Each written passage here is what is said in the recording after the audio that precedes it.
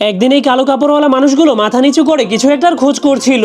তখনই হঠাৎ করে তারা দূর থেকে একটা মানুষের কান্নার আওয়াজ শুনতে পায়, যার ফলে তখনই লোকটা বুঝতে পারে কিছু একটা মজাদার ঘটনা ঘটবে। এই জন্য সে জলদি করে ভিড়ের দিকে চলে যায়। কিন্তু সেখানে যাওয়ার পর সে দেখতে পায় একটা মহিলা মাটিতে পড়ে আছে। কিন্তু সেই মহিলাটা এখনো না মরার কারণে সবার মনটা অনেক খারাপ হয়ে যায়। কিন্তু তখনই তারা দূর থেকে একটা গাড়ি অ্যাক্সিডেন্টের আওয়াজ শুনতে পায়। এই জন্য লোকটা অনেক খুশি হয়ে আবারও ভিড়ের মধ্যে চলে যায়। তখন তারা দেখতে পায় একজন ধনী লোক একটা গরিব ছেলেকে ধরে পেটাচ্ছে, কারণ তার দামি গাড়ির সাথে সেই ছেলেটার বাইকের অ্যাক্সিডেন্ট হয়েছিল।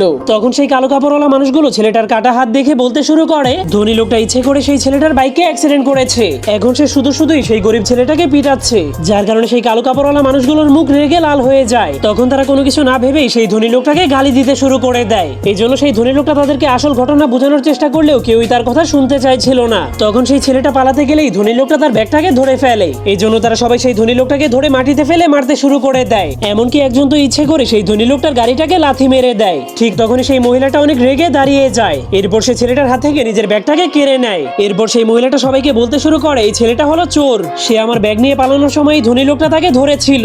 এজন্যই বলা হয় আসল ঘটনা না জেনে কাউকেই সাহায্য করা উচিত না।